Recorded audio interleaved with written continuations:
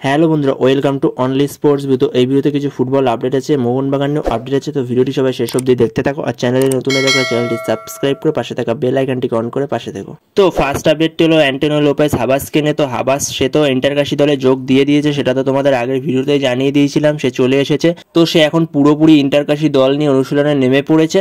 তো সে যদি এই বছর ইন্টারকাশি দল নিয়ে ভালো কিছু ফলাফল করতে পারে, ইন্টারকাশিকে চ্যাম্পিয়ন করতে পারে আই লিগের, তাহলে পরের বছর আইএসএল এ দেখতে পাবে ইন্টারকাশি দলটাকে।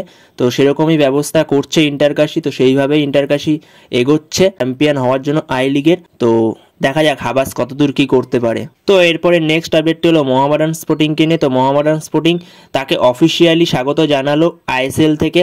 তো আইএসএল থেকে কালকে অফিসিয়ালি মোহামেডান স্পোর্টিংকে স্বাগত জানিয়েছে। তো একটা অফিসিয়ালি পোস্ট করে মোহামেডান স্পোর্টিংকে স্বাগত জানিয়েছে আইএসএল এর জন্য। সরকারিভাবে ঘোষণা হয়ে গেছে আইএসএল এ মোহামেডান স্পোর্টিং এর। তো আমরা মোহনবাগান, ইস্ট বেঙ্গল দুই ক্লাবকে এতদিন আইএসএল এ দেখতে পেতাম, কলকাতার দুই ক্লাবকে এতদিন দেখতে পেতাম, এবং আরও একটা ক্লাব এবারে জয়েন করলো, সেটা হলো মোহামেডান স্পোর্টিং। তো মোহামেডান স্পোর্টিংকে এই বছর থেকে আমরা আইএসএল এ দেখতে পাবো। তো আশা করছি আইএসএল এ ভালো ফলাফলই করবে মোহামেডান স্পোর্টিংও। এরপরে আপডেট হলো জেমি ম্যাকলারেন কিনে। তো জেমি ম্যাকলারেন সে এখন কেমন আছে? তো জেমি ম্যাকলারেন এখন বলতে গেলে সুস্থই আছে। তো তার ঘাড়ের ব্যথাটা এখন ঠিকঠাকই আছে, কারণ তার খুব গুরুতর চোট ছিল না, ঘাড়ের ব্যথাটা ছিল, রেস্ট নিলে ঠিক হয়ে যেত। তো সেইখানে এখন যেরকম খবর জেমি ম্যাকলারেন ঠিকই আছে।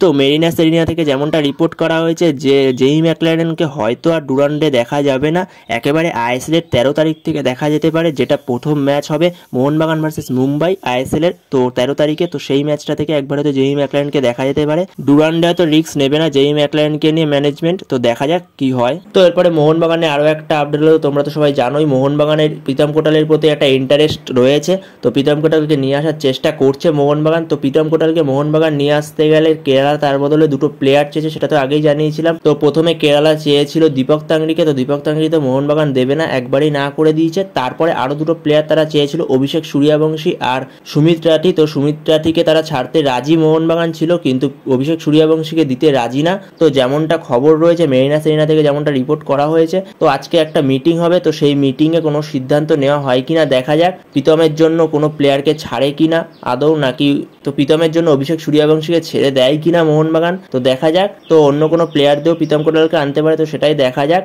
কি হয়, মিটিংয়ে সিদ্ধান্ত আসে। এমনকি আরও একটা প্লেয়ারের কথা জানিয়েছিলাম, অ্যালেক্স সাজি। তো অ্যালেক্স সাজির প্রতি মোহনবাগানের ইন্টারেস্ট ছিল না, এখন যেমনটা শোনা যাচ্ছে অ্যালেক্স সাজির প্রতি মোহনবাগান একটু ইন্টারেস্ট দেখিয়েছে। অ্যালেক্স সাজির সঙ্গে কথাবার্তা হচ্ছে মোহনবাগানের। অ্যালেক্স সাজির ডিলটা রয়েছে হায়দ্রাবাদ এফসির ওপরে। তো হায়দ্রাবাদ এফসি যদি আইএসএল এ খেলে তাহলে হয়তো তারা অ্যালেক্স সাজিকে ছাড়বে না, আর যদি হায়দ্রাবাদ এফসি না খেলে তাহলে মোহনবাগান অ্যালেক্স সাজিকে নিয়ে আসতে পারে। হায়দ্রাবাদ এফসিকে যদি আইএসএল এ খেলতে হয় তাহলে আগের বছরের সব বকেয়া মেটাতে হবে, তো সব টাকা মেটাতে হবে, ট্রান্সফার ব্যানগুলো মেটাতে হবে, তারপরে হায়দ্রাবাদ এফসির দল গঠন করতে হবে, তারপরে তারা আইএসএল এ আসবে। এই সপ্তাহের মধ্যে হয়তো আপডেট চলে আসবে। তো আর বেশি দিন নেই ট্রান্সফার উইন্ডো বন্ধ হতে, 31শে আগস্ট পর্যন্ত ট্রান্সফার উইন্ডো খোলা আছে। তো আর 5 থেকে 6 দিন বাকি আছে। তো দেখা যাক কি হয়। তো আপডেট আসলে তখন তোমাদের জানিয়ে দেবো। চ্যানেলটিকে সাবস্ক্রাইব করে রেখো সবাই তার জন্য। তো এই ভিডিওতে এই পর্যন্তই। তো ভিডিওটি ভালো লাগলে অবশ্যই লাইক, শেয়ার, সাবস্ক্রাইব করতে ভুলো না। তো নেক্সট ভিডিওতে দেখা হচ্ছে, ততক্ষণের জন্য বাই বাই।